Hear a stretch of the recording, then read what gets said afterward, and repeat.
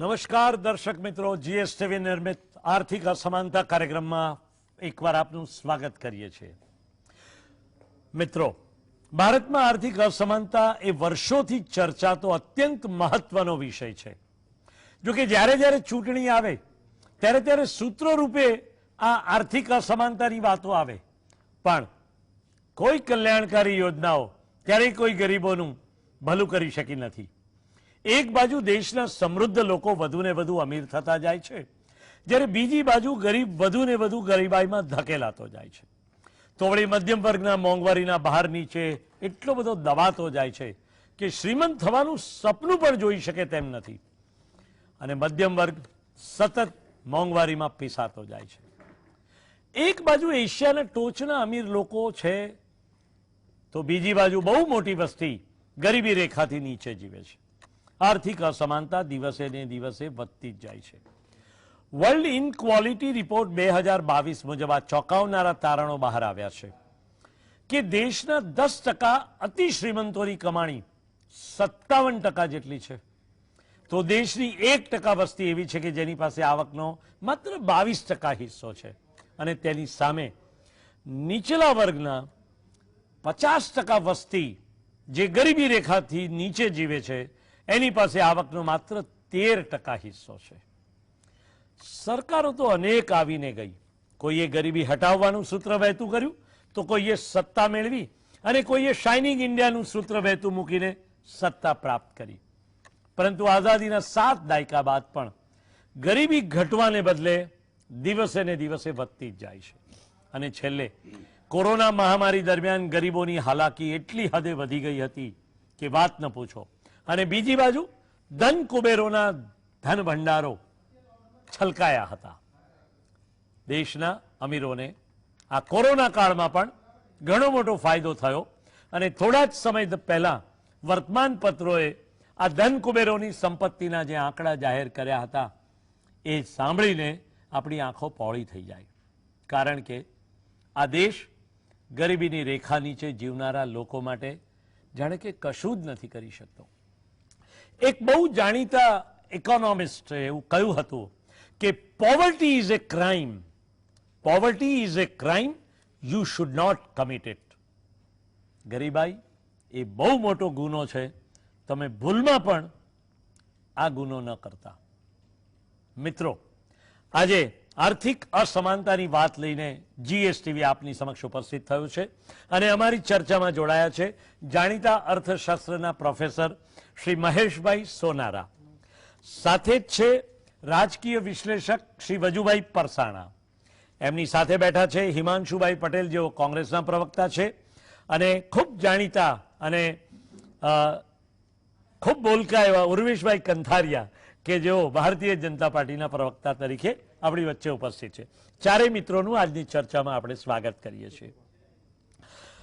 મહેશભાઈ, તમારાથી જ વાતની શરૂઆત કરું। આપણે ત્યાં આર્થિક અસમાનતા એટલી હદે વધી રહી છે કે ખરેખર દેશ માટે કે કોઈ પણ સત્તાધીશ માટે આ એક બહુ મોટો ચિંતાનો વિષય છે। દેશના કે પૃથ્વી પર રહેલા અન્ય દેશો એ ધીમે ધીમે પોતાની ગરીબાઈ પર કાબુ મેળવી રહ્યા છે, અથવા તો કાબુ મેળવવામાં ઘણે અંશે સફળ થયા છે, જ્યારે ભારતમાં ગરીબી નાબૂદીના સૂત્રો આવ્યા, શાઇનિંગ ઇન્ડિયાના સૂત્રો આવ્યા, પણ ગરીબી ઘટવાને બદલે ગરીબી વધતી જાય છે। શું કહેશો મહેશભાઈ તમે? આપે બહુ સાચી વાત કરી સાહેબ। ભારત એક ગ્રોઈંગ ઇકોનોમી છે, એની સાથે સાથે ભારતની અંદર અસમાનતા પણ એટલી જ ઝડપે વધી રહી છે, જે આપણા માટે ખૂબ જ કરુણ બાબત છે। આવકની અસમાનતા એ આઝાદી પછી ધીરે ધીરે ધીરે શરૂ થયેલો આ એક મુદ્દો છે। શરૂઆતની અંદર એનું પ્રમાણ બહુ જ ઓછું હતું, પણ જેમ જેમ આપણે આગળ વધતા ગયા, જેમ જેમ સાધનોનો વિકાસ થતો ગયો, અને છેલ્લે તો ગ્લોબલાઇઝેશન પછી અસમાનતામાં ખૂબ વધારો થયો। છેલ્લા 10-15 વર્ષની અંદર જે આપણે આંકડા આપ્યા એના કરતાં પણ ખૂબ જ ચિંતાજનક રીતે 2017માં તો ઓક્સફેમનો એક આંકડો છે કે ઉપરના જે 10% લોકો હતા એની આવક એ 73% વધી, અને નીચેના 1% લોકો 6 કરોડ નીચેના જે ગરીબો હતા એની સંપત્તિ માત્ર 1% વધી. આના જો વિશ્લેષણની અંદર આપણે જોઈએ તો સૌથી મોટો મુદ્દો એ શ્રમની વેતનનો છે. જે વેતન મળે છે ખૂબ જ અસમાન છે. આપણે ત્યાં જે વેતનની નક્કી કરવામાં આવે છે એમાં ખાસ કરીને કુશળ, અકુશળ અથવા તો અર્ધકુશળ, ઉચ્ચ કુશળ એવા પ્રકારના ભાગ પાડેલા છે. એટલે જે કુશળ લોકો છે અથવા તો અતિ કુશળ છે તે લોકોનો પુરવઠો ખૂબ ઓછો હોવાથી એ વધારે વેતન મેળવી શકે છે. પણ જે મોટાભાગની વસ્તી છે કે જે શિક્ષણના અભાવે, અસમાનતાના અભાવે, જાતિગત ભેદભાવોના કારણે, સંસ્કારના લીધે, વારસાગત ગરીબીના કારણે, આરોગ્યના કારણે, કુપોષણના કારણે એ વધારે ને વધારે ગરીબ થતી ગઈ છે. આ કારણોના લીધે એમને જે શિક્ષણમાં અને તકોમાં જે સમાનતા મળવી જોઈએ, જે આપણા બંધારણના આમુખમાં સ્વીકાર્યું છે, એ સમાનતા મળતી નથી. એના કારણે એમની આવક બહુ ઝડપથી નીચે જઈ રહી છે. અને જે સાધન સંપન્ન લોકો છે એ સાધનોના કારણે, એમની પાસે વ્યવસ્થા હોવાના કારણે, અને છેલ્લા ઘણા વખતથી તો આપણે ભ્રષ્ટાચાર પણ એમાં એક કારણ છે. આ વૈશ્વિકરણની જે આડઅસરો થઈ એમાંની આ જે સૌથી મોટી આડઅસર જે કહી શકાય એ આ આવકની અસમાનતા છે. જી જી જી જી વજુભાઈ, આપ તો ગાંધી વિચારો સાથે સંકળાયેલા છો જી, અને આપે ગાંધીની અસર હેઠળનું ભારત પણ જોયું છે જી. અને આપ નવા ભારતમાં જે નવા નેતૃત્વ વચ્ચે પણ આપે તો શ્વાસ લીધા છે. એટલે આપ બંને પરિસ્થિતિનો બરાબર કયાસ કાઢી શકશો, કારણ કે આપે ગાંધી અસર હેઠળ તૈયાર થયેલા રાજકારણીઓની સરકારો પણ જોઈ છે અને આધુનિક ભારતની જે નવી સરકારો આવી તેના પણ વિશે આપ વાત કરી શકશો. શું કહેશો, આટલી બધી આર્થિક અસમાનતા જે છે, આ અસમાનતા વિશે ગાંધીનું મંતવ્ય કે ગાંધી વિચાર એ શું હતો? બ્રહ્મભટ્ટ સાહેબ, આજનો જે વિષય છે ને જી, એ ભારત દેશની અતિ અતિ દુખતી નસ એ વિષય આપણે છેડ્યો છે. જી જી જી. આજે આખા દેશની અંદર સૌથી મોટામાં મોટો અતિ દુઃખદ અને સહન ન થઈ શકે જો એવો પ્રશ્ન હોય તો આ ગરીબીનો છે. જી. ગરીબી, એના માટે પૂજ્ય ગાંધી બાપુ એને ઘણું બધું કીધું છે, બોલ્યા છે. પરંતુ આ મારી પાસે એક બુક છે, મારા સ્વપ્નનો ભારત. આપણા દેશના અત્યારના જે જાહેર જીવનમાં પડેલા રાજકારણીઓ જે સત્તાઓ ચલાવે છે એને તમામને ફરજિયાત આ પરીક્ષા આપવી જોઈએ, એમાંથી પાસ કરવા જોઈએ. જો પાસ ન થાય તો એવા લોકોને ચેર ઉપર બેસવા પણ ન દેવા જોઈએ. એ આ મારા સ્વપ્નનું ગાંધી બાપુનું મારા સ્વપ્નનું ભારત. આ જો ગાંધી બાપુનું સ્વપ્નનું ભારત એ નિર્માણ થયું હોત તો આજે એક પણ માણસ ગરીબ ન હોત. અને તવંગર લોકો જે છે એ લોકો ટ્રસ્ટીશીપના સિદ્ધાંત અનુસાર કામ કરતો હોત. એટલે આખા દેશમાં રોટી, કપડા, મકાન, આના બધા જ, અને શિક્ષણ, આરોગ્ય, આ બધા જ પ્રશ્નો 100% હલ થઈ શક્યા હોત. કોંગ્રેસે જ્યારે આવીને સમાજવાદી સમાજ રચનાનો સિદ્ધાંત સ્વીકાર્યો,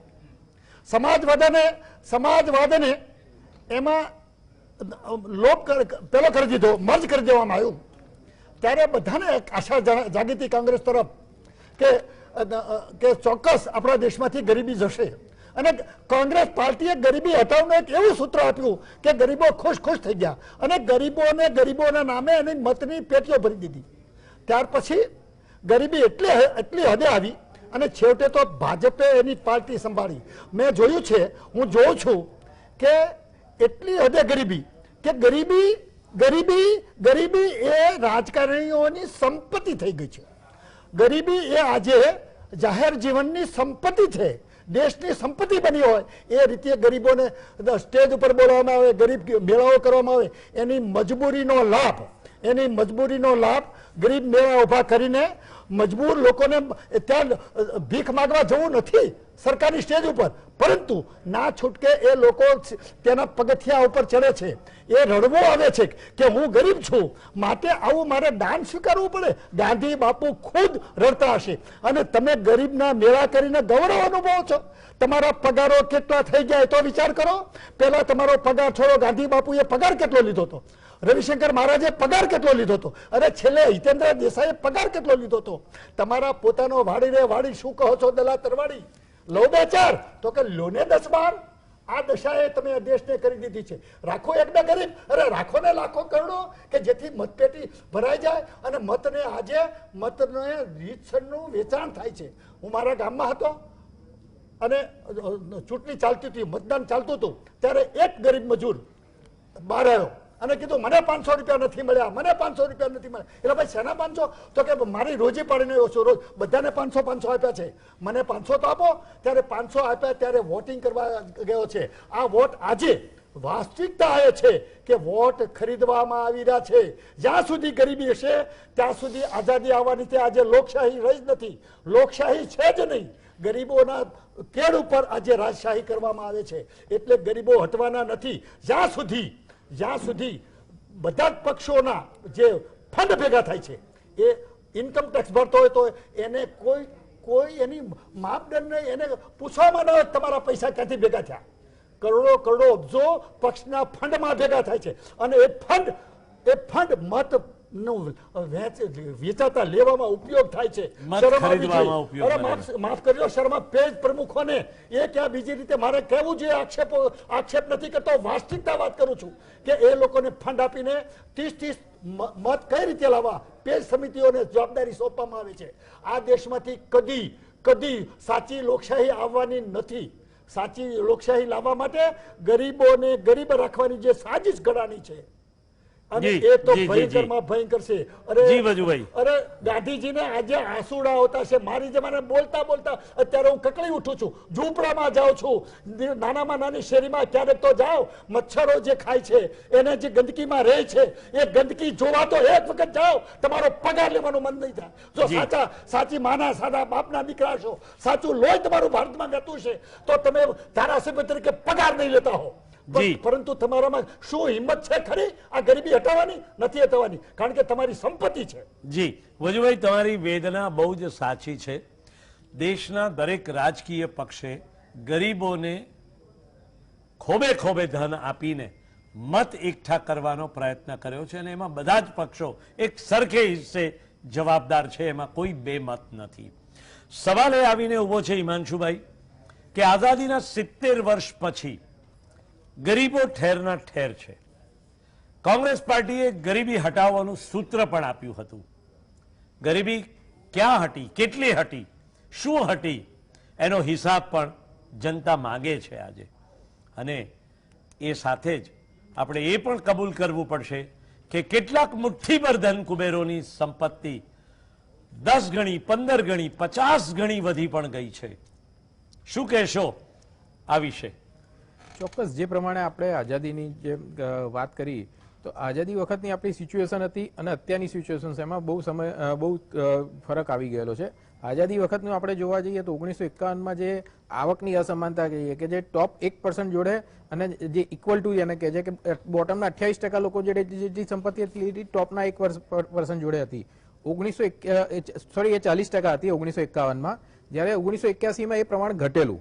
જે ટોપના 1% છે એમની જોડે 28% સંપત્તિ થયેલી, પણ અત્યારે 2021માં એ ટોપના 1% જે છે એમની જોડે બોટમના 67% લોકો જોડે છે એટલી સંપત્તિ છે. એટલે એનું પ્રમાણ તમે જુઓ તો 1951 થી 1981માં ઘટેલું. કોંગ્રેસે આઝાદી પછી ગરીબો હટાવવાનું જે સૂત્ર આપ્યું અને એના માટે કાર્ય કર્યું. જે વખતે આઝાદી મળી ત્યારે આપણી 70 થી 75% લોકો ગરીબી રેખાની નીચે જીવતા હતા. એ ક્રમશઃ ધીરે ધીરે અત્યારે તમે 2014માં તમે એનું જુઓ તો ત્યાં 20 થી 25% જેટલું જ ગરીબી રહેલી હતી. બાકી જે 70% થી 25% સુધીનું જે ગરીબ લોકોને ગરીબી રેખામાંથી બહાર લાયેલા હતા. વર્લ્ડ બેંકનો રિપોર્ટ તમે જુઓ, 2014નો વર્લ્ડ બેંકનો રિપોર્ટ છે. 14 કરોડ લોકોને કોંગ્રેસની જે મનરેગાની એ બધી યોજનાઓ હતી એના લીધે ગરીબી રેખામાંથી બહાર કાઢ્યા. પરંતુ વર્તમાન સરકારે જે આજે 23 કરોડ લોકોને ગરીબી રેખા, જે કોરોનાની મહામારીમાં તકલીફ પડી, લોકોની રોજગારી છીનવાઈ ગઈ, લોકોના કામ ધંધા બંધ થઈ ગયા, તો જે મિડલ ક્લાસ ફેમિલી હતા એવા 23 કરોડ લોકોને ગરીબી રેખાની અંદર ધકેલી દીધા. એટલે જ્યારે નોન કોંગ્રેસી ગવર્મેન્ટ આવેલી છે ત્યારે કોંગ્રેસે જે આજે ઇકોનોમીના ડેવલપમેન્ટના ફર દરેક લોકોને જે વહેંચ્યા હોય તે અત્યારે છીનવાઈ ગયેલા છે અને તેના કારણે ગરીબો વધારે ગરીબ થયા છે. તમે અત્યારે આવકની અસમાનતાની વાત કરીને જે તમે કીધું કે જે ઉદ્યોગપતિઓની સંપત્તિઓ વધી છે, તો તમે એક નાનો દાખલો દઉં કે 2014માં અદાણીના અંબાણીની આપણે અત્યારે કેપિટલની વાત થઈ રહી છે, તો 2014માં જ્યારે અદાણીની કેપિટલ અંબાણીની રિલાયન્સની કેપિટલ 1.68 લાખ કરોડની હતી 2014માં, એ વધીને 3.65 લાખ કરોડની થઈ ગઈ, એટલે 118% વધારો થયો. જ્યારે અદાણી ગ્રુપની જે કેપિટલ હતી 50.4 કરોડની હતી, તે 1.1 લાખ કરોડની થઈ ગઈ છે, એમાં 121% વધારો થયેલો છે. એટલે તમે સમજો કે અને સરકારની આવકો જે છે, કેમ કે આ બધી નીતિ આધારિત પોલિસીના કારણે આ બધું થતું હોય.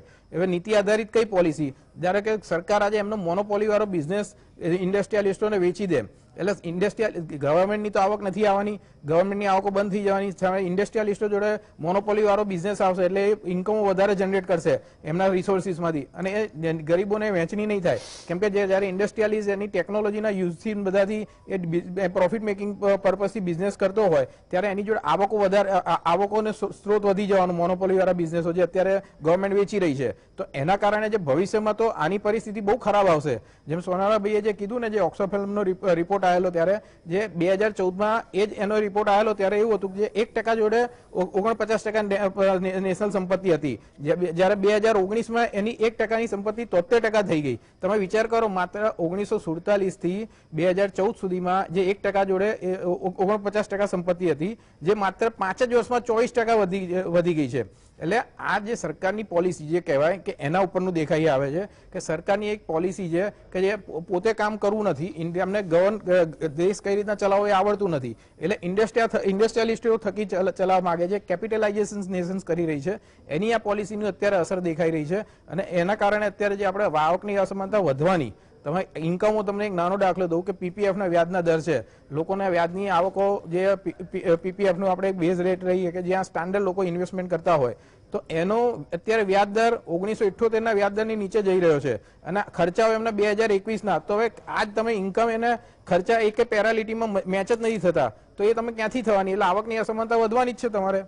જી ઉર્વેશભાઈ, તમે શું કહેશો? કારણ કે આર્થિક સુધારાઓ ગમે તેટલા કરવા છતાં દેશના સંપત્તિવાનોને જ એનો લાભ મળતો રહ્યો છે.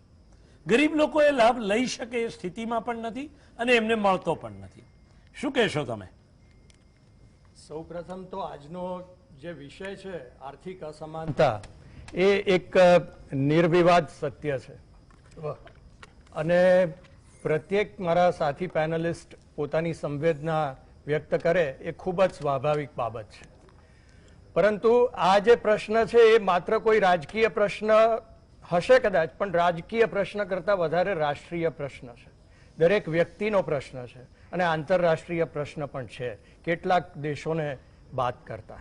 ચાઇના, કે જ્યાં અસમાનતાનું પ્રમાણ થોડું ઓછું છે, પરંતુ અસમાનતા સબ્જેક્ટ તરીકે એ સદીઓથી ચાલતો આવેલો વિષય છે.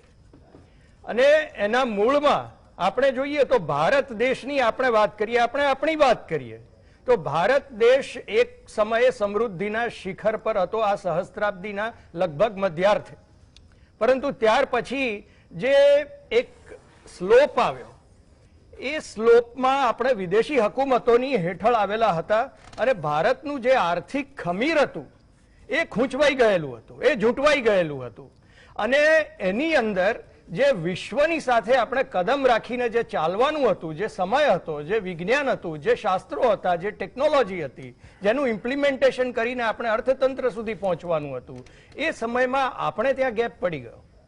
કારણ કે ઇન્ડસ્ટ્રીયલાઇઝેશનમાં આપણે પાછા પડી ગયા, આપણી કૃષિમાં નવી ટેકનોલોજી લાવવામાં આપણે પાછા પડી ગયા, આપણે મૂડીરોકાણની નવી પદ્ધતિઓમાં આપણે પાછા પડી ગયા, અને આ સદીઓથી આ ચાલ્યું.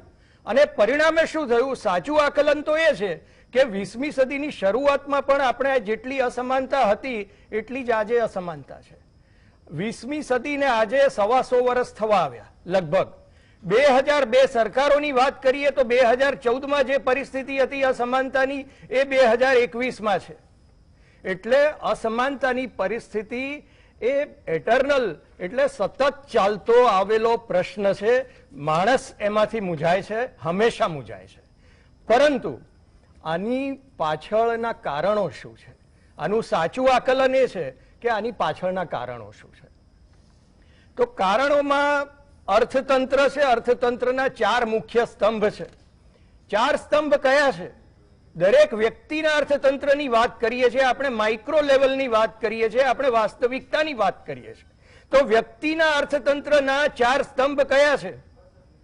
પ્રાથમિક સુવિધા પહેલામાં પહેલો સ્તંભ, બીજો શિક્ષણ, ત્રીજો કૌશલ્ય અને ચોથો આર્થિક તક. હવે આ 4 સ્તંભની આપણી પરિસ્થિતિ શું છે, શું હતી ને શું છે, એનું આપણે એક થોડુંક આકલન કરી લઈએ.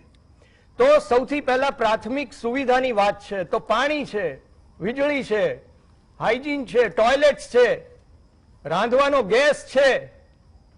આ પરિસ્થિતિ આપણે ગરીબી હટાવોના સ્લોગન, સારી વાત હશે, ગરીબી હટાવો એ સારો ઉદ્દેશ હતો, પરંતુ એ સ્લોગન આપણે લોકો સુધી આપણે પહોંચી નહીં શક્યા, પ્રાથમિક સુવિધાઓ નહીં આપી શક્યા. હવે જેને અડધી ડોલ પાણી લેવા માટે 4-10 કિલોમીટર ચાલવા જવું પડે છે, એ વ્યક્તિ જેના ઘરે લાઇટ નથી, જેના ઘરે ટોયલેટ નથી, જેના ઘરે રાંધવાનો ગેસ નથી, એ વ્યક્તિ કર્મ કૌશલ્ય અને કર્મક્ષમતા ક્યાંથી ઉત્પન્ન કરી શકશે? અને એની આર્થિક અસમાનતા એ હંમેશા એ વધતી જવાની છે. આ સ્તંભ 1ની વાત છે. સ્તંભ બીજો શિક્ષણ. તો શિક્ષણ કદાચ ભૂલે ચૂકે ત્યાં અવેલેબલ હશે તો એ જઈ નથી શકવાનું, કારણ કે એ પોતાની પાણી અને વીજળી અને અન્ય સમસ્યાઓમાંથી ઉભો થઈને સક્ષમ થઈને શાળાએ જવા માટે એ બાળક સક્ષમ નથી.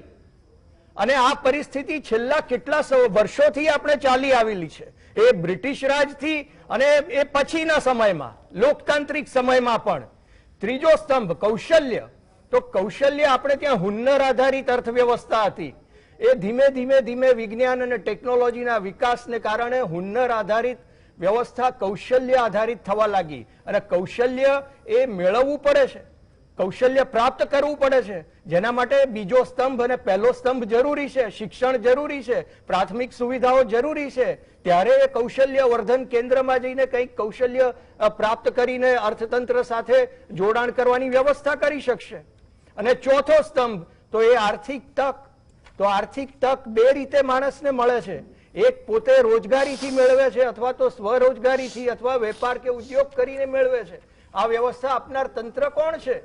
તો 2 તંત્રો છે. એક મૂડી તંત્ર છે અને એક બેન્કિંગ વ્યવસ્થા છે. તો આમાં આપણી તો 80% વસ્તી તો બેન્કિંગ વ્યવસ્થાની બહાર હતી 70 વર્ષથી, પાણીની વ્યવસ્થાની બહાર, વીજળીની વ્યવસ્થાની બહાર, અને આપણે ગરીબી હટાવોનું માત્ર સૂત્ર ચલાવતા હતા. હવે પરિસ્થિતિ છેલ્લા 7 વર્ષની વાત કરીએ તો એ 7 વર્ષમાં આપ સ્ટેટિસ્ટિકલ પેટર્ન્સથી એની પુષ્ટિ કરજો કે 7 વર્ષમાં પ્રાથમિક સુવિધાઓમાં શું ફરક પડ્યો છે. પાણી કેટલે પહોંચ્યું છે, વીજળી કેટલે પહોંચી છે, ટોયલેટ્સ કેટલે પહોંચ્યા છે, રાંધણ ગેસ કેટલે પહોંચ્યા છે, એ માણસની ક્ષમતા કેટલે પહોંચી છે, એ શિક્ષણ સુધી પહોંચી શક્યો છે કે નહીં, કૌશલ્યવર્ધન કેન્દ્રમાં કેટલા લોકો ગયા, એમાંથી મુદ્રા યોજનામાં કેટલા કરોડ લોકો આવ્યા, એ કેટલા કરોડ લોકોના જીવનને એ સ્પર્શી એ મુદ્રા યોજના. તો આ પરિસ્થિતિમાં જે ફરક પડ્યો છે, આપણે આકલન બરોબર છે, આપણે કોઈને ડિસ્પ્યુટ નથી કરતા. આ વૈશ્વિક ફ્રાન્સની સંસ્થાએ અસમાનતાનું આકલન કર્યું છે, દરેક દેશ માટે કરેલું છે, અને દરેક દેશમાં અસમાનતા છે. અમેરિકામાં પણ છે અને જાપાનમાં પણ અસમાનતા છે, અને ભારતમાં પણ છે આર્થિક અસમાનતા. પરંતુ આપણે આપણી બોટમ લાઈન શું છે? આપણો બેઝિક જે બોટમ ઓફ ધ પિરામિડ છે એ ગરીબ માણસ છે, જે 50% વસ્તી છે, 55% વસ્તી છે. તો એના જીવનમાં શું ફરક પડ્યો એ વાત આપણે કરવાની છે, અને એ આપણે પેટર્ન્સથી, વાસ્તવિકતાથી એની પુષ્ટિ કરવાની. જી ઉર્વેશભાઈ, તમારી વાતના મુદ્દાઓ અત્યંત મહત્વના છે કે દેશમાં કઈ પેટર્નથી આપણે ચાલી રહ્યા છીએ અને દેશના 4 પાયાની આવશ્યકતાઓ છે એ આવશ્યકતાઓ પણ આપણે હજુ સુધી પૂરે અંશે પહોંચાડી શક્યા નથી. એ આપણે માટે એક દુઃખનો વિષય છે. આપણી આ ચર્ચા જારી રહેશે, પરંતુ ત્યાં સુધી લઈએ અહીંયા એક નાનકડો વિરામ. Welcome back. આર્થિક અસમાનતાના કાર્યક્રમમાં ફરી એકવાર આપનું સ્વાગત કરે છે દર્શક મિત્રો. અને અમારી સાથે જોડાયા છે જાણીતા અર્થશાસ્ત્રી મહેશ સોનારા, રાજકીય વિશ્લેષક વજુભાઈ પરસાણા, કોંગ્રેસના પ્રવક્તા શ્રી હિમાંશુભાઈ અને ભાજપના પ્રવક્તા ઉર્વેશભાઈ કંથારિયા. ચારે મિત્રોનું પુનઃ એકવાર સ્વાગત કરીએ છીએ. મહેશભાઈ, તમે શું કહેશો? ચારે મિત્રોએ પોતાનો એક બળાપો કાઢ્યો છે ને દરેકની પોતાની એક થિયરી પણ મૂકી છે. તમે તો એક અર્થશાસ્ત્રી છો ને, વિદ્યાર્થીઓને વર્ગખંડમાં ઇકોનોમિક્સ જેવો અઘરો વિષય ભણાવો છો. આ જે પરિસ્થિતિ આજે ઊભી થયેલી છે આર્થિક અસમાનતાની, ખાઈ દિવસે ને દિવસે વધતી જ જાય છે. શું સરકારોની કોઈ જવાબદારી નથી આમાં? શું એમની નીતિઓની કોઈ જવાબદારી નથી આમાં? અને સરકારની ભૂમિકા શું હોઈ શકે આમાં? મહેશભાઈ. સુભાષભાઈ, આપ જાણો છો તમામ મિત્રોએ પોતાની પીડા ખૂબ વ્યાજબી રીતે રજૂ કરી. જી. એમની વેદના આપણે સમજી શકીએ છીએ. મુદ્દો સાહેબ અહીંયા એ છે, જે મેં પહેલા પણ કહ્યું કે બંધારણના આમુખમાં જ આપણે આ સ્વીકારેલું છે કે દરેકને દરજ્જા અને તકની સમાનતા મળશે. જી. એ સાથે બંધારણની કલમ 38(2) આપણે એવું સ્વીકાર્યું છે કે આ આર્થિક અસમાનતા દૂર કરવાનો સરકાર પ્રયાસ કરશે. આ અંદર સ્પષ્ટ લખ્યું છે. હવે મુદ્દો સરકારના પ્રયાસોનો છે. સરકારના પ્રયાસો આઝાદી પછીથી પણ આપણે સતત જોતા આવીએ તો ગરીબી દૂર કરવા માટે તમામ સરકારો ગંભીર રહી છે. એમણે પોતપોતાની રીતે પ્રયાસો કર્યા. જે અસમાનતાની અત્યારે જે આપણે ચર્ચા એટલા માટે કરીએ છીએ, અને જે ખાસ કરીને કેટલાક મિત્રોએ એ મુદ્દો રેઝ કર્યો, પણ મુદ્દો સાહેબ આપણા માટે એ છે કે છેલ્લા 10 વર્ષની અંદર 15 વર્ષની અંદર આ ખાઈ ખૂબ મોટા પ્રમાણમાં વધી ગઈ છે. પહેલા પણ અસમાનતા હશે, પણ એનું જે ખાઈ હતી, જે મુદ્દો છે આપણો, એ બહુ ઓછી હતી. આ ખાઈ એટલા મોટા પ્રમાણમાં વધી ગઈ છે કે ગરીબોની 1% જેટલી સંપત્તિ માંડ વધી રહી હોય અને બીજા લોકોની લગભગ 70%થી વધારે સંપત્તિ વધી રહી હોય. હંગર ઇન્ડેક્સની અંદર આપ જાણો છો કે 156 દેશની અંદર ભારતનો 140મો નંબર હોય, અથવા તો જે જેન્ડર ગેપ જે છે, જેન્ડર ઇન્ડેક્સ છે, એમાં પણ ભારતની અંદર છેલ્લા 1 વર્ષની અંદર 28 અંક આપણે નીચે જતા રહ્યા. એ ખરેખર ખૂબ જ ગંભીર બાબત છે. સરકારની જવાબદારી આ તમામ પ્રકારે એ રીતે રહે કે આ જે આખી મૂડીવાદી વ્યવસ્થા છે 1991 પછીની, એ મૂડીવાદી વ્યવસ્થાની અંદર એ વ્યવસ્થાની અને સરકારની બંનેની આ જવાબદારી છે કે ગરીબીમાં ઘટાડો થાય અને આવકની અસમાનતા ઓછી થાય. કરવેરા વિશે તો આપ જાણો છો કે કરવેરા એક એમાંનું મુખ્ય સાધન છે, પણ આપણા દેશની અંદર છેલ્લા હું તમને 2013 થી અત્યાર સુધીનું કહું તો કરવેરાની અંદર બહુ જ માઇનોર વધારો થયો. એટલે લગભગ 10.8% જેટલું હતું એ વધીને 10.25% જેટલું થયું. આપણા કુલ જીડીપીમાં કરવેરાની આવક માત્ર 22% જેટલી છે. બીજા વિકસિત દેશોમાં યુએસએ કે યુરોપના દેશોની તમે જોશો તો ખૂબ મોટા પ્રમાણની અંદર છે. એટલે કરવેરા જે ખાસ કરીને પ્રત્યક્ષ અને પરોક્ષ કરવેરાની આપણે વાત કરીએ તો પ્રત્યક્ષ કરવેરા એ પૈસાદાર લોકો પાસેથી જો વધારે લેવામાં આવે અને એની વહેંચણી જો ગરીબોની તરફેણમાં થાય, એ પણ છેલ્લા થોડા વખતની અંદર ખાસ તો કોરોનાના સમયમાં આપણે બહુ જ ખરાબ રીતે અનુભવ્યું કે શિક્ષણની અંદર જે પરિસ્થિતિ ઊભી થઈ, આરોગ્યની અંદર જે પરિસ્થિતિ ઊભી થઈ. એટલે ગરીબી દૂર કરવાનો જે સૌથી મોટો મુદ્દો છે કે શિક્ષણ એ સુલભ બનાવવું, મફત બનાવવું, એની સાથે સાથે આરોગ્ય પણ સુલભ બનાવવું, ગરીબ માણસોને દવાનો ખર્ચો ના થાય, અને ખાસ કરીને શિક્ષણ, આરોગ્ય અને ખોરાક, એટલે ભૂખમરાની જે સ્થિતિ ઊભી થઈ છે આપણા ગુજરાત રાજ્યની અંદર, આ જે અન્નની સુરક્ષા છે એની પાછળનું બજેટ માત્ર 0.5% છે. અત્યારે સરકારે 5 કિલો અનાજ મફત આપવાનું કહ્યું, પણ જે અન્ન સુરક્ષા ધારો છે 2013 એ પ્રમાણે 35 કિલો અનાજ એને આપણે રાહત દરે આપીએ છીએ. એમાંથી સરકાર 5 કિલો અનાજ અત્યારે મફત આપશે, પણ એનાથી કામ થતું નથી. એમને જે ખર્ચ છે, આ વાત એટલા માટે ગંભીર છે કે ગરીબોની આવકમાં જો વધારો થશે તો જ એના ખર્ચમાં વધારો થશે, અને એનું ખર્ચ વધશે તો જ નવું ઉત્પાદન વધારવું પડશે અને રોજગારીની તકો વધશે.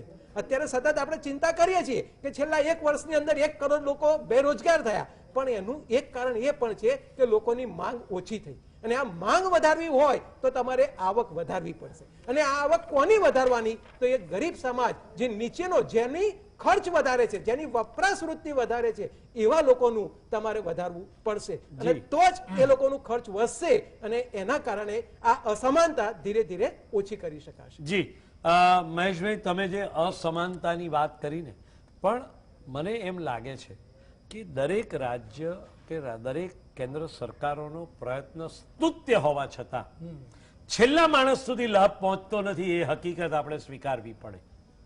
હવે એમાં બ્યુરોક્રેસી જવાબદાર છે, સરકારની પોતાની વિલ એટલે કે એમની ઈચ્છા શક્તિ જવાબદાર છે, કે પછી આપણું તંત્ર જેટલું પોલું ને બોદું છે કે છેલ્લા માણસ સુધી એ અધિકાર, એ હક, એ લાભ પહોંચતો નથી. શું કહેશો વજુભાઈ, દેશનું તંત્ર બોદું છે માટે આ થયું છે કે પછી ખરેખર સરકારની ઈચ્છા શક્તિનો અભાવ દેખાય છે? આપના શબ્દો ઉપર બે વસ્તુ હું એને કબૂલું છું. બોધુ શબ્દ વાપર્યો ને એ પણ એટલો જ પ્રસ્તુત છે અને તંત્રને કામ નથી કરવું એ પણ એટલું જ. જો ધારો તો આપણા દેશના હાલના મુખિયા જો કલ્પના કરે ને, જો એની ઈચ્છા શક્તિ હોય ને જી, તો થોડા વર્ષોમાં ગરીબીની ખાઈ નેસ્ત નાબૂદ કરી શકે તેમ છે. પરંતુ આ દેશમાં નેસ્ત નાબૂદ કરવાની એમની તંત્રની સત્તાની ઈચ્છા શક્તિ નથી. વાતો ખૂબ જ રૂપાળી કરે છે. આપણા બંધારણનું આમુખ જુઓ, વાંચો. આમુખમાં પહેલા 84 શબ્દો હતા, અત્યારે ત્યાર પછી 88 શબ્દોનું આમુખ બન્યું છે. અને આમુખ છે ને એ આપણું બંધારણ, આપણા આખા બંધારણનો અર્ક છે, અર્ક. આ અર્કને એક ફેરું તમે પ્રતિપાદિત તો કરો. આ તમારું જે મૂળભૂત બંધારણ છે એના મૂળભૂત સિદ્ધાંતને તમે વજુભાઈ, તમારી વાત બહુ જ સાચી છે. તમને એવું લાગે છે કે ગાંધી ચિંધ્યા માર્ગે દેશે ચાલવાનું હતું, એને બદલે દેશ માર્ગ ભૂલ્યો છે? માર્ગ ભૂલ્યો જ છે. સત્તાના આંધળીકરણમાં સત્તા છોડવી નથી અને ગરીબો સુધી સાચા અર્થમાં લોકનું કલ્યાણ થવા દેવું નથી. સ્વકલ્યાણ માટે જ આખા દેશના જાહેર જીવનમાં જ્યારે આઝાદી આવી પછી બીજી, ત્રીજી ને ચોથી ચૂંટણી આવી, ત્યાર પછી જે જાહેર જીવનમાં કોંગ્રેસ વાળા આવ્યા કે ભાજપ વાળા આવ્યા કે અન્ય પક્ષો વાળા આવ્યા, એ મેં મારી નજરે જોયા છે કે જેને ઘરે કંઈ ખાવા નહોતું, પગમાં સારા ચંપલ નહોતા, એ ઓડી લઈને ફરવા વાળા મેં જોયા છે. ક્યાંથી આવ્યું આ બધું? કોઈને ખબર નથી એવું નથી. લોકો બધા સમજે છે, જાણે છે. પરંતુ જો સત્તાની ઈચ્છા શક્તિ હોય તો બધાના પગારો નાબૂદ કરી દો. પોતાના દીકરા દીકરીઓને શિક્ષણ સરકારી શાળામાં મોકલો. આરોગ્ય હોય તો આરોગ્ય સરકારી દવાખાનામાં તમે આરોગ્ય લેવા જાઓ. કૌશલ્યવાન જે બનાવવાના છે બાળકોને એ સરકારી સંસ્થાઓને બનાવો.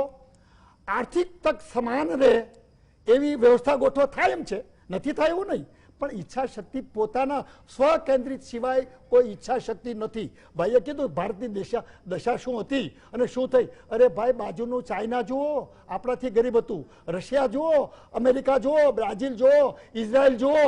ઇઝરાયલ તો કેટલી મુશ્કેલીઓમાંથી બહાર આવ્યું અને આજે એની સ્થિતિ કેવી છે? કારણ કે ત્યાં રાષ્ટ્રીય ભાવના છે અને અહીંયા સ્વભાવના છે. રાષ્ટ્રીય ભાવના પેદા થવા જ દીધી નથી. ગાંધી બાપુ ખરેખર આજે રડતા હશે. આજે આપણે જે શબ્દો બોલીએ છીએ ને ત્યારે અનેક લોકો રડતા હશે. હું એક જ વસ્તુ કહું છું, તમામ ધારાસભ્યોને, તમામ સાંસદોને એક ઝૂંપડપટ્ટીમાં ઇન્ટેરિયરમાં દાખલ થવું, જવાનું ફરજિયાત ગોઠવો અને ફરજિયાત એને ત્યાં સુધી પહોંચાડો. મફતનું આપવાનું બંધ કરો. મફતનું એ છે જ નહીં અને મફતનું આપી શકાય નહીં. કારણ કે આપણા બંધારણનો આમુખ એ જ બોલે છે સમાન તકો આપી. સમાન તકો તમે આવવા જ દીધી નથી. સમાન તકો આવવા જ દીધી નથી. અરે કેશવાનંદ ભારતીનો કેસ અને લડ્યા હતા 13 જજની બેચ, સુપ્રીમ કોર્ટની 13 જજની બેચ અને આમુખના સિદ્ધાંત અનુસાર એમને આપ્યું. આજે ફરી પાછું સુપ્રીમ કોર્ટમાં જઈએ કે ગમે તે રીતે આને સમાનતા લાવવાનો જે અધિકાર છે, સમાન તકનો અધિકાર છે, એ જો આવવા દેશે ને રાજકારણીઓ તો ચોક્કસ ગરીબી હટી જશે. પણ હવે તો ગરીબો પોતે એટલા બધા નિર્બળ બન્યા છે કે ક્યારે ચૂંટણી આવે અને ક્યારે મને 500, 700, 1000 રૂપિયા મળે, હું મત આપવા જાઉં. ક્યારે ચૂંટણી આવે, જેમ પેલું બચ્ચું મોં ફાડીને બેઠું હોય ચકલીનું અને માં કંઈક ખોરાક લાવશે, એવું ચૂંટણીની રાહ જોઈને ગરીબો આજે બેઠા છે. મફતનું ખાવું એ મારો જન્મસિદ્ધ હક છે એવું પ્રતિપાદિત એ લોકોને કરી દીધું અને પોતાને ગૌરવ લઈ શકે એવા ગરીબોને રહેવા દીધા નથી. નિર્માલ્ય બનાવી દીધા. નિર્માલ્ય ગૌરવસ્પદ બનાવો. ગરીબી નથી, માણસ છે. માણસ રીતે એને જુઓ. તમે ગરીબીની લાઈનમાં ઉભા રાખવાનું બંધ કરો, જેથી કરીને એ ગૌરવવંતા જીવતા શકે. જેવો ઝૂંપડામાં રહે માણસ એવો જ અનિલ અંબાણી કે મુકેશ અંબાણી કે એ રહેવો જોઈએ. એનું ગૌરવસ્પદ એટલું જ જણાવવું જોઈએ. આજે વાયબ્રન્ટ ગુજરાતની અંદર તમે જાજમ પાથરો છો અને એ જે લોકો જાજમ પાથરીને જે જાજમો પર ચાલે છે એની સ્થિતિને તમે કઈ રીતે બિરદાવો છો તમે જોઈ લો. અને આપણે ત્યાં અરજદાર તરીકે પેલો ગૌરવવંતો પેલો ગરીબ આવે છે એને તમે કઈ રીતે જોવો છો? બેસવા પણ દેતા નથી અને કલેક્ટરની કચેરીમાં કે મામલતદારની કચેરીમાં ઊભો પણ રહેવા દેતા નથી. આવી સ્થિતિ આપણા ગરીબોની છે. બિચારા ગરીબોને કોઈ સાંભળવા વાળું પણ રહેવા દીધું નથી. શું તમે લોકશાહી રહેવા દીધી નથી? કારણ કે જે ધારાસભ્યો કે જેની ચૂંટણીઓ આવે છે ને એને હાઈકમાન્ડ એને ટિકિટ આપે છે. લોકો નથી ચૂંટી કાઢતા. લોકો જો પોતે પોતાનો ઉમેદવાર ઊભો કરવાનો અધિકાર આપો તો જ લોકશાહી કહેવાય. 200-250 બૂથ હોય અને બૂથના પ્રતિનિધિઓ જો પોતે પોતાનો ઉમેદવાર નક્કી કરશે તો સાચો અને નિષ્ઠાવાન અને પ્રમાણિક ધારાસભ્ય થશે. પ્રમાણિક સાંસદ થશે. પ્રમાણિક બધા જાહેર જીવનમાં આવશે. પરંતુ એ જવા દેતા નથી. થવા દેશો નહીં. તમારે તો હાઈકમાન્ડ શાહી આવી છે અને લોકશાહી રહી જ નથી. લોકશાહીને તો બિલકુલ હનન અને ખૂન કરી નાખ્યું છે આ હાઈકમાન્ડ શાહીને નામે. અને ચૂંટણી પંચે જે ભૂલ કરી છે, ચૂંટણી પંચે જે પહેલી વખતે ભૂલ કરી અને ધીમે કરતા એને જે માન્યતા આપી, નિશાનને માન્યતા આપી, પક્ષને માન્યતા આપી, એ બહુ મોટું પાપ થયું છે અને એના કારણે આપણે ઊંધે રસ્તે ફેલાઈ ગયા છે. જી વજુભાઈ, તમારી વાત સાચી છે કે ગાંધી ચિંધ્યા માર્ગે દેશે ચાલવાનું હતું. એને બદલે આપણે માર્ગ ભૂલ્યા અને માર્ગ ભૂલ્યા એને કારણે આપણે નથી સંપૂર્ણ સમાજવાદ તરફ જઈ શક્યા કે નથી મૂડીવાદ તરફ પણ આપણે જઈ શક્યા. હિમાંશુભાઈ, તમે શું કહેશો? 70 વર્ષ દરમિયાન આ ગરીબ અને અમીર વચ્ચેની ખાઈ વધતી જ ગઈ છે. છેલ્લા કેટલાક વર્ષોમાં કેટલાક પગલાં પણ એવા લેવાયા. દાખલા તરીકે ડીમોનેટાઇઝેશન આવ્યું અને ડીમોનેટાઇઝેશનનો ફાયદો લેવાને બદલે લોકોને વધારે નુકસાન પણ થયું. એ પણ નજરે જોવાયું છે. વેતનની અસમાનતા ઊભી થઈ છે એક બાજુ. બીજી બાજુ સંગઠિત વર્ગ અને અસંગઠિત વર્ગ વચ્ચેની પણ એક અસમાનતા ઘણી મોટી ઊભી થઈ છે અને એને કારણે જે સંગઠિત વર્ગ છે એ પોતે સરકારનું નાક દબાવીને પોતાનું ધાર્યું કરી શકે છે, જ્યારે અસંગઠિત વર્ગ છે એ હજુ વધારે ને વધારે ગરીબાઈ તરફ ધકેલાઈ રહ્યો છે. શું કહેશો હિમાંશુભાઈ? જે પ્રમાણે તમે અત્યારે 70 વર્ષની વાત કરી, મેં અગાઉ પણ કીધું કે કોંગ્રેસે જ્યારે 30 કરોડમાંથી 135 કરોડની પ્રજા અત્યારે ભારત દેશની થઈ છે ત્યારે લોકોને એટલી બધી તકો, જે પહેલા અહીંયા ઇન્ડિયામાં કોઈ વસ્તુ પણ મેન્યુફેક્ચરિંગ નહોતું થતું, એ આજે 50% વસ્તુ તો આપણી અહીંયા જે પબ્લિકને કન્ઝ્યુમ થાય છે, પ્રોડક્શન થાય છે, પબ્લિકમાં જ કન્ઝ્યુમ થાય છે, તે એટલું ઉત્પાદનની ક્ષમતા વધારી દીધી. સિમેન્ટને બધામાં તો અત્યારે ઇન્ડિયા એશિયામાં ફર્સ્ટ નંબરનું છે. એટલે તમે સમજો કે એની આજે તમે તકો આપી. જ્યારે કોંગ્રેસે દરેક ઇન્ડસ્ટ્રીયલિસ્ટોને મોટા કર્યા, ગવર્મેન્ટની પોલિસીને લીધે ગવર્મેન્ટની PSUથી માંડીને દરેક ઓર્ગેનાઇઝેશન મોટા થયા. જવાહરલાલ નહેરુજીએ જ્યારે 1955માં જે નવરત્નો સ્થાપ્યા ત્યારે એમણે કીધેલું કે આ મોડર્ન ભારતના ટેમ્પલો છે. એટલે તમે વિચાર કરો કે જેનાથી આજે લોકોને જે વસ્તુ આવક, જે ઉત્પાદન દેશમાં જ આવકો પહેલા ઉત્પન્ન થતી નથી, એ આવકો ઉત્પન્ન કરી અને લોકોને વહેંચણી કરી. આજે લોકોને દરેક તક મળી, જેના કારણે રોજગારી પણ વધી. રોજગારી મળી એના કારણે લોકો ખર્ચતા, જેમ સોના રવિએ કીધું કે જ્યારે લોકોને ખર્ચની શક્તિ વધે ત્યારે તમારે ઇકોનોમીની જે પેરેલલ જે સાઇન છે કે હું આજે ખર્ચો કરું તો બીજાની આવક થાય છે અને એ પ્રમાણે સર્કલ ચાલતું રહે. પણ જ્યારે સર્કલ બ્લોક થાય, જે ડિસેન્ટ્રલાઇઝ વસ્તુ જે છે સેન્ટ્રલાઇઝ થાય ત્યારે આવકની અસમાનતા વધતી જાય છે. જ્યારે ઇન્ડસ્ટ્રીયલિસ્ટો જોડે પૈસા આવે ને ઇન્ડસ્ટ્રીયલિસ્ટે ખર્ચો ના કરે ત્યારે આવકની અસમાનતા વધતી જાય છે. અગાઉની સરકારમાં શું થતું હતું? કોંગ્રેસ વખતે તમે જે નવી પોલિસીઓ આવે ત્યારે નવી નીતિનો આધારિત ગવર્મેન્ટ એક્સપેન્ડ કરતું હતું. જેમ આપણે સામાજિક ચિંતકભાઈ જે છે વજુભાઈએ એમને કીધું કે વજુભાઈ પરસાણા કે ચાઇના કેમ આગળ વધી ગયું, કે ચાઇનાએ જેને મેન્યુફેક્ચરિંગ આધારિત પોલિસી જે અમેરિકાએ પોલ્યુશનના કારણે બંધ કરી તે એના કારણે ચાઇના આગળ વધી ગયું. જ્યારે કોંગ્રેસે ભારત નિર્માણના પ્રોજેક્ટ હેઠળ 2006-07થી ચાલુ કર્યું ત્યારે એના કારણે તમે જોશો તો ઇકોનોમી આજે 1947 થી 2007 સુધીમાં $1 ટ્રિલિયનની હતી, જે 2007 થી 2014માં $2 ટ્રિલિયનની થઈ ગઈ. અને લોકોની જોડે આવકો પણ આવવા માંડી, લોકો ખર્ચ પણ કરવા માંડ્યા. તમે આંકડા તમે જોજો ઇકોનોમીના, તો એ વખત તમને રિયલાઇઝ થશે કે, અને એ જ એક સમયગાળામાં મનરેગા યોજના મૂકી એટલે ગરીબોને એક તક આપી કે તમે આજે ગવર્મેન્ટ જે ખર્ચો કરી રહી છે તો ગવર્મેન્ટના પૈસા એ દરેક લોકોને વહેંચાય. અત્યારે શું થાય, ગવર્મેન્ટ ખર્ચો નથી કરી રહી, ગવર્મેન્ટ એસેટ્સો વેચી રહી છે, એસેટ્સો વેચી રહી છે અને ઇન્ડસ્ટ્રીયલિસ્ટો જોડે પૈસા જતા રહ્યા છે. એટલે ઇન્ડસ્ટ્રીયલિસ્ટો જ્યારે ખર્ચશે ત્યારે લોકોની આવકો થશે. પહેલા તો ગવર્મેન્ટની આવકો થતી હતી, ગવર્મેન્ટ ખર્ચતું હતું એટલે પબ્લિકને જોડે પૈસા આવતા હતા, એટલે અસમાનતા નથી થતી, ઓછી રહેતી હતી. અને પબ્લિક જોડે પૈસા આવે, પબ્લિક ખર્ચો કરે, એના લીધે લોકોને ઇન્ડિયન ઇકોનોમી સર્વાઈવ થતી હતી. પણ આ વસ્તુ નથી થઈ. જેમ ફૂડ સિક્યુરિટી બિલની વાત કરી, ફૂડ સિક્યુરિટી બિલ એટલા માટે જ હતું કે જેથી કરીને ગરીબ વર્ગના લોકોને એમને જે બેઝિક વસ્તુ જે છે અનાજ, તો અનાજ તો એમને મળી રહે. મનરેગાના યોજના હેઠળ એમને પૈસા મળી રહે, જે અત્યારે કોંગ્રેસ ન્યાય યોજના અત્યારે ન્યાય યોજના હેઠળ લાવવા માંગે છે કે પબ્લિકને, જે ગરીબ પબ્લિક છે તો એને એક પૈસા તો મળે, એને ટેકો મળે, પછી એ આગળ આવે અને આગળ કામ ધંધા માટે વિચારે, બધું કરે. પણ આ બધી યોજના ઉપર બીજેપીની સરકારે પાણી ફેરવી રહ્યું. હું તમને કોર્પોરેટ ટેક્સનો એક નાનો દાખલો દઉં. સરકારે, અત્યારની હાલની સરકારે જે કોર્પોરેટ ટેક્સના રેટ ઘટાડીને જે નવી કંપની મેન્યુફેક્ચરિંગ ઊભી થાય એના માટે ટેક્સનો રેટ 15% છે. જ્યારે ઇન્ડિવિજ્યુઅલના ટેક્સનો રેટ જ્યારે 10 થી 20% અને મેક્સિમમ 30% લેખે. જ્યારે પાર્ટનરશિપ ફર્મ, નાની ફર્મ હોય, બે પાર્ટનરો ભેગા થઈને, એનો ટેક્સનો રેટ 30% છે. નવી કંપની જો મેન્યુફેક્ચરિંગ કરતી હોય તો એનો 15%.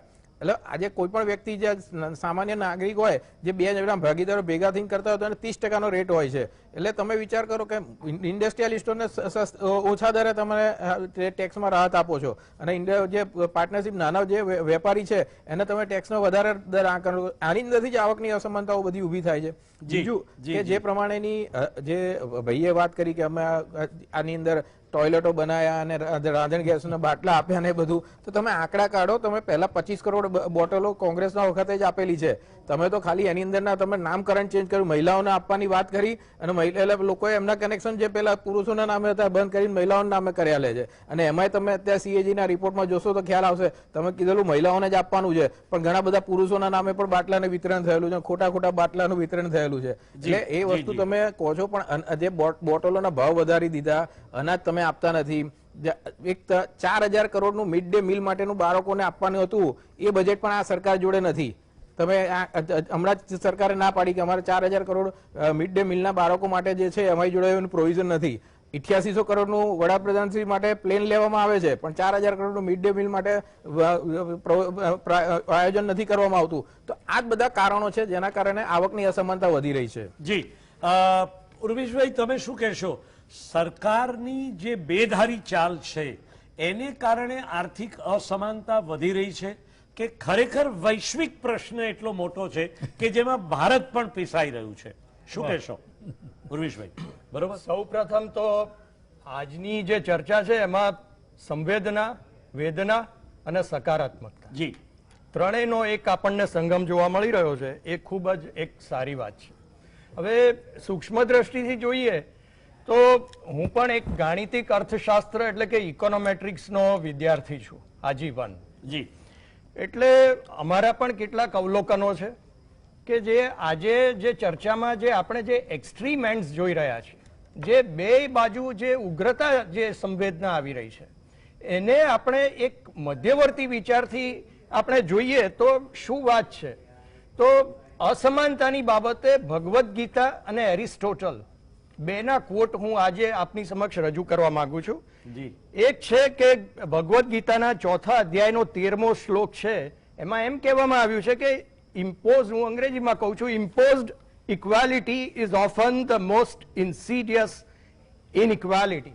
એટલે થોપવામાં આવતી સમાનતા એનાથી વધારે કપટી અસમાનતા કોઈ નથી. આ ગીતામાં કહ્યું છે. અને બીજી વાત છે, એરિસ્ટોટલે કહ્યું છે કે the worst form of inequality is to try to make unequal things equal. જે મૂળભૂત રીતે, સાહજિક રીતે, કુદરતી રીતે અસમાન છે જે તત્વો, એને સમાનતાની પારાશીશીથી જોવાનો કોઈ અર્થ નથી. સમુદ્ર એ સમુદ્ર છે અને પર્વત એ પર્વત છે.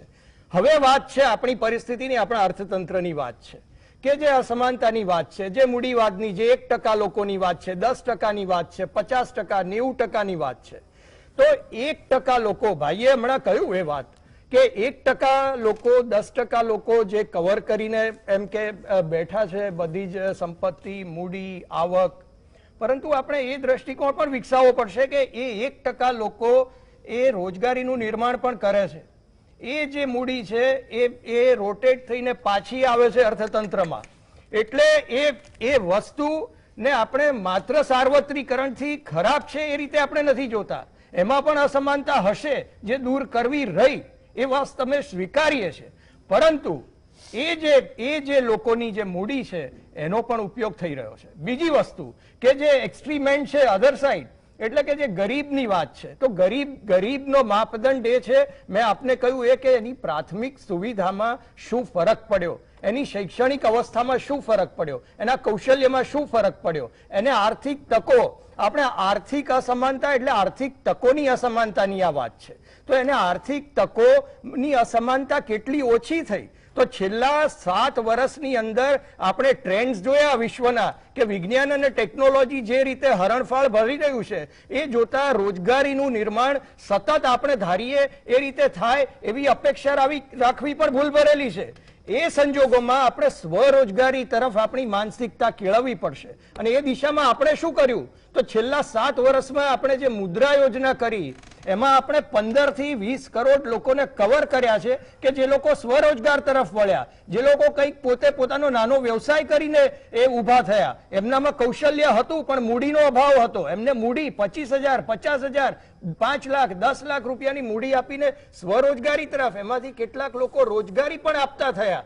આ પરિસ્થિતિનું નિર્માણ આપણે કરી શક્યા છીએ અને એ દિશામાં સકારાત્મક રીતે આપણે આગળ વધી રહ્યા છીએ. અને બીજી મહત્વની વાત બ્રહ્મભટ્ટ સાહેબ આપને હું કહેવા માંગુ છું આજે કે આગામી સમય છે, આપણે બધી જ વાત, આપણે ઇતિહાસની વાત કરીને, આપણે શું ભૂલો કરીને બધી વાત કરી, પરંતુ આગામી સમયની દિશા શું છે, સમયની દિશા પારખવાનો છે, આપણે પવન પારખવાનો છે.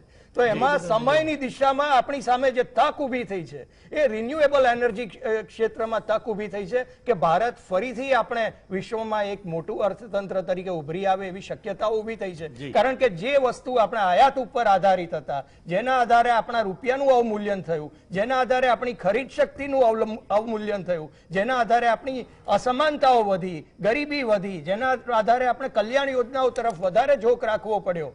આપણે કહ્યું કે બધું જ ફ્રી ના આપવું જોઈએ, એની સક્ષમતા વધારવાની છે, સક્ષમતાની અસમાનતા દૂર કરવાની છે. તો એ દિશામાં આપણે પ્રયત્ન કર્યા છે અને હવે ઉર્જાના ક્ષેત્રમાં આપણે સ્વનિર્ભર, આત્મનિર્ભર થઈ રહ્યા છીએ. એ સમગ્ર વિશ્વ માટે એક મોટી દિશા. ઉર્વેશભાઈ, તમારી વાત બિલકુલ સાચી છે, પણ તેમ છતાં સરકાર તરફથી સ્વરોજગારીની કેટલીક તકો ઊભી થવી જ જોઈએ. અને એટલું જ નહીં, પણ સરકારી સેક્ટર્સમાં પણ જેટલી જગ્યાઓ ખાલી છે એ જગ્યાઓ પણ જો ભરવામાં આવે ને તો હું એમ માનું છું કે દેશનો 20% યુવાનોને એ નોકરીની તકો પૂરેપૂરી મળી શકે એમ છે. કારણ કે ગવર્મેન્ટ સેક્ટર્સમાં અસંખ્ય જગ્યાએ અત્યારે શોષણ થઈ રહ્યું છે અને કોન્ટ્રાક્ટરો કમાઈ રહ્યા છે, અને જે નોકરી કરનારાઓ છે એટલે કે કોન્ટ્રાક્ટરોના ભાગરૂપે જે લોકો કોન્ટ્રાક્ટ પર કામ કરી રહ્યા છે એમનું પારાવાર શોષણ થઈ રહ્યું છે અને માટે આ ખાઈ દિવસે ને દિવસે વધી રહી છે. એ વાત પણ સરકારે સ્વીકારવી પડશે. મહેશભાઈ, તમે શું કહેશો?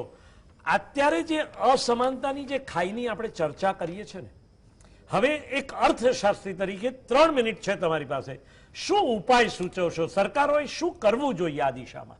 સૌથી પહેલા તો સાહેબ હું એક વાત કરીશ કે બે શબ્દો છે, એક છે ડેમોક્રેસી અને બીજો છે ઇલેક્ટ્રોક્રેસી. હવે ક્લેશ ઓફ સિવિલાઇઝેશનની જે વર્ડ છે એની અંદર જ આ આખી વાત આવી જાય છે.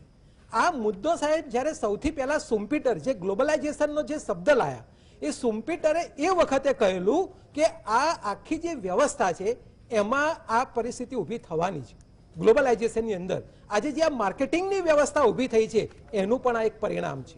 આપણે સીધી જ વાત કહું, વજુભાઈએ ગાંધીજીની વાત કહી તો ગાંધીજી તો સ્પષ્ટ માનતા કે કરોડપતિ અને ભિખારી એ બંને એક જ રોગનું ચાંદુ છે. એટલે કરોડપતિ આપણા માટે કોઈ ગૌરવ લેવા જેવી બાબત નથી. કરોડપતિઓ માટે છેલ્લા 10 વર્ષની અંદર આપણે 10 લાખ કરોડના દેવા માફ કર્યા. છેલ્લા 1 વર્ષની અંદર 1.18 લાખ કરોડના દેવા આપણે ઉદ્યોગપતિઓના માફ કર્યા. એની સામે ખેડૂતોના દેવા માફ કરવા માટે ઘણી મુશ્કેલીઓ અનુભવાય છે. મુદ્દો સાહેબ માત્ર આપે છે કહ્યું એ કોઈ એક ક્ષેત્રનો અથવા તો સંગઠિત અસંગઠિત એની સાથે સાથે ખેડૂતોનો પણ છે, ખેત મજૂરોનો પણ છે, અસંગઠિત બાંધકામ મજૂરોનો, મહિલા મજૂરોનો પણ આ પ્રશ્ન છે. બાળ મજૂરો પણ સાહેબ આની સાથે સંકળાયેલા છે જે કુપોષણનો ભોગ બન્યા છે.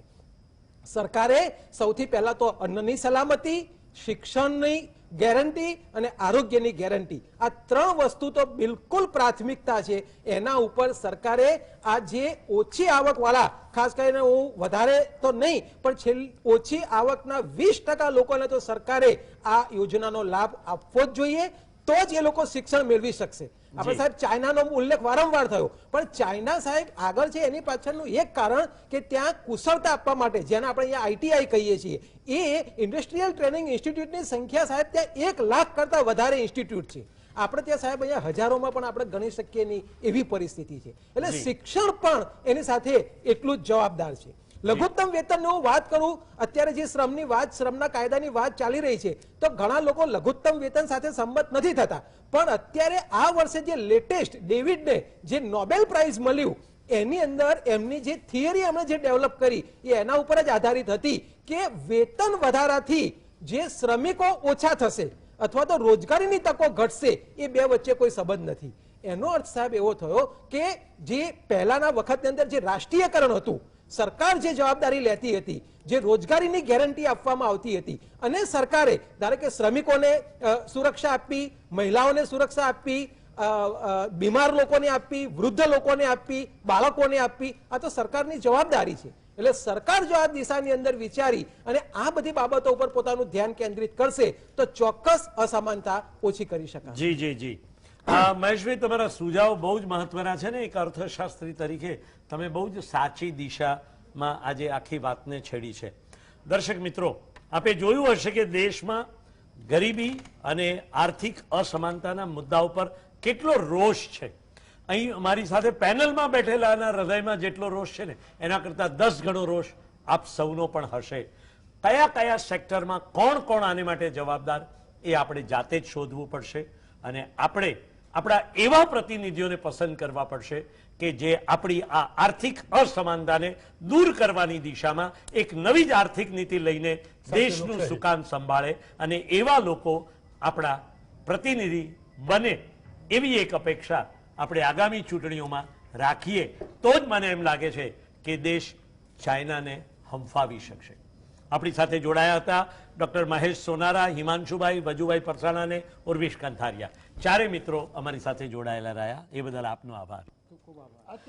દર્શક મિત્રો, બહુ જ મહત્વની બાબત એ છે કે દેશમાં જે આર્થિક અસમાનતા છે એમાં સૌથી વધારે જવાબદાર જો કોઈ તત્વ હોય તો એ શોષણ છે. હું મારા હાથ નીચેના કોઈ પણ કર્મચારીનું ક્યારેય શોષણ કરીશ નહીં. મારી આજુબાજુમાં કોઈનું શોષણ થતું હશે તો હું એ શોષણ થવા દઈશ નહીં, અને કોઈનું પણ શોષણ થતું હશે ત્યાં હું અવાજ બુલંદ કરીશ.